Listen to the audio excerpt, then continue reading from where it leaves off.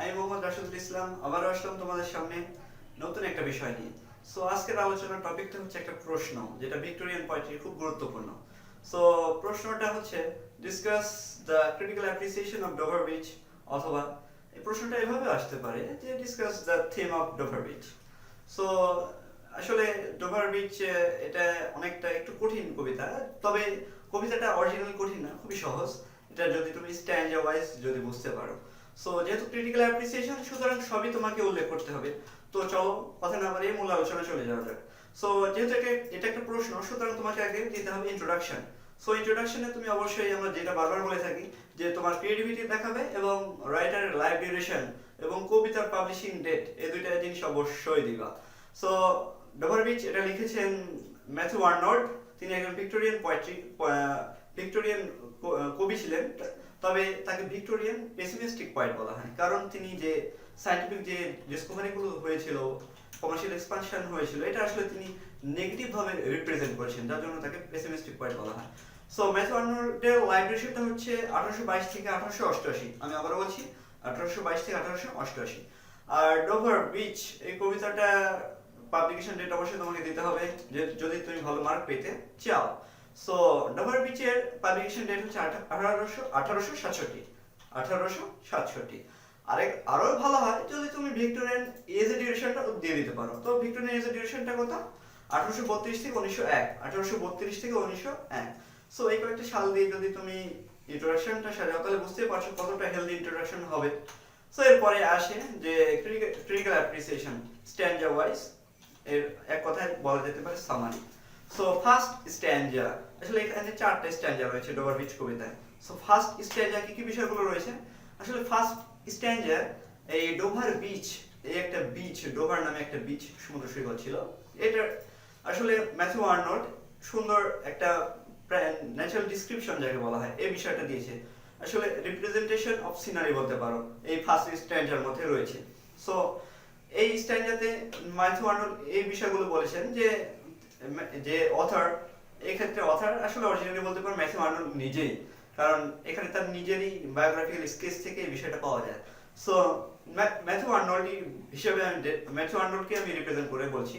So Matthew Arnold তার ওয়াইফের সাথে, মানে ইমিডিয়েটলি আফটার ম্যারিজ, অর্থাৎ বিয়ের পরপরই আসলে সে তার ওয়াইফের সাথে, নতুন ওয়াইফ, সে হানিমুনে গিয়েছিল এই ডোভার বিচে।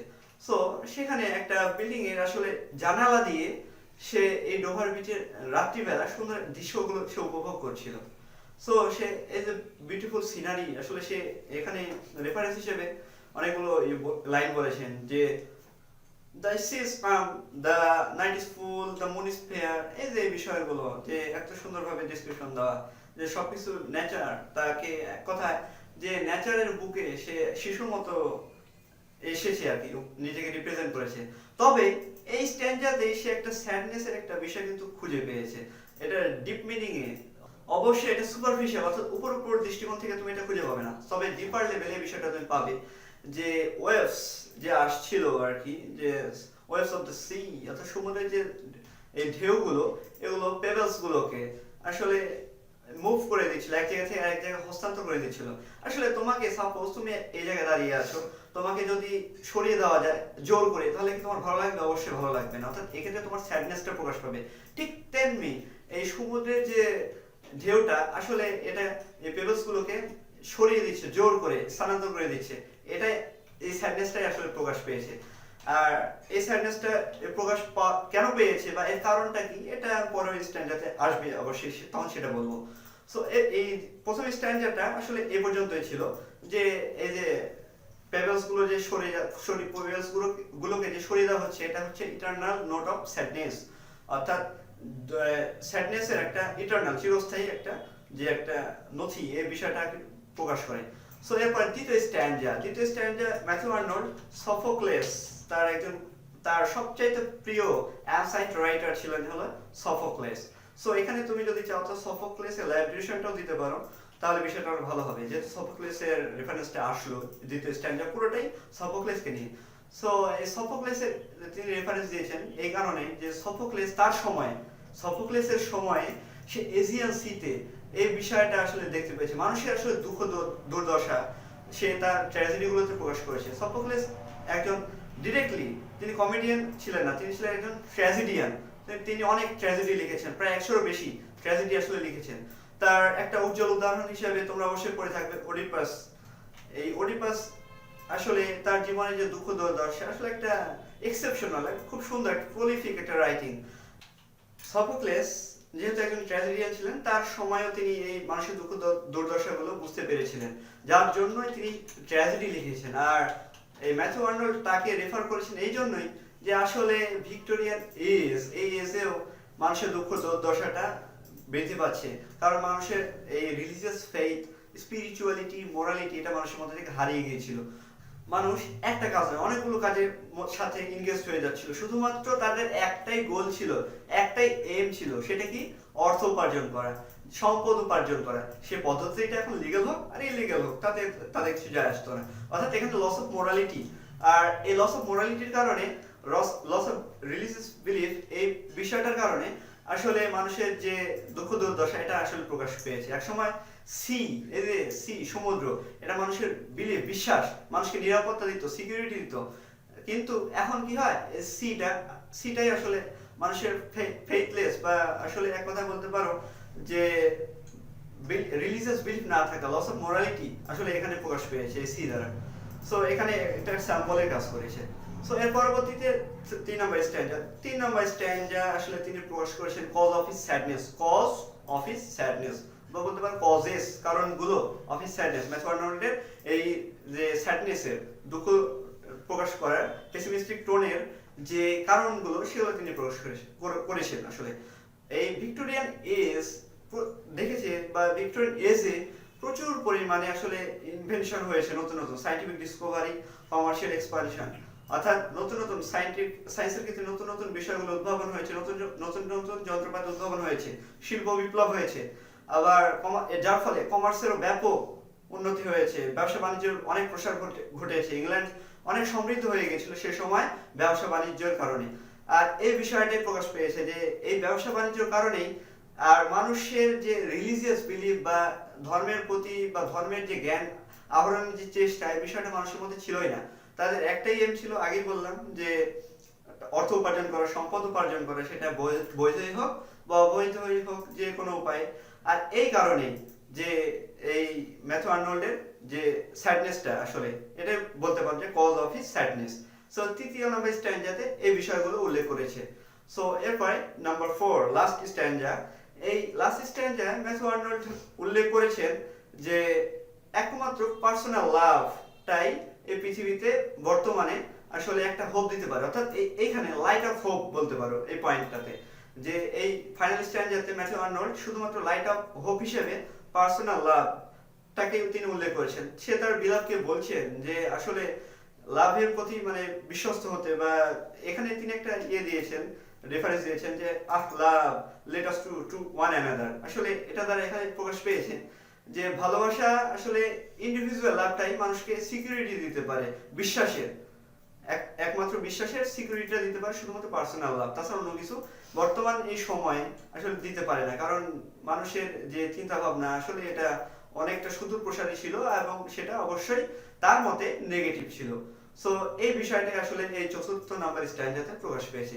সো এটা ছিল ক্রিটিক্যাল অ্যাপ্রিসিয়েশন, অর্থাৎ এই সামারিটা বলতে পারো 4টা এই স্ট্যান্ডার। আর এরপরে যেহেতু ক্রিটিক্যাল অ্যাপ্রিসিয়েশন, সুতরাং তোমাকে বাকি বিষয়গুলো দিতে হবে। সো বাকি বিষয়গুলোর মধ্যে কয়েকটা বিষয় আছে, সেটা হচ্ছে নাম্বার 1 যে টোন। আসলে এই কবিতাটা কোন টোন প্রকাশ পেয়েছে? আসলে এই কবিতাটা স্যাড টোন বা পেসিমিস্টিক টোন বা ইলিজিক টোন বলতে পারো, এই বিষয়টা প্রকাশ পেয়েছে।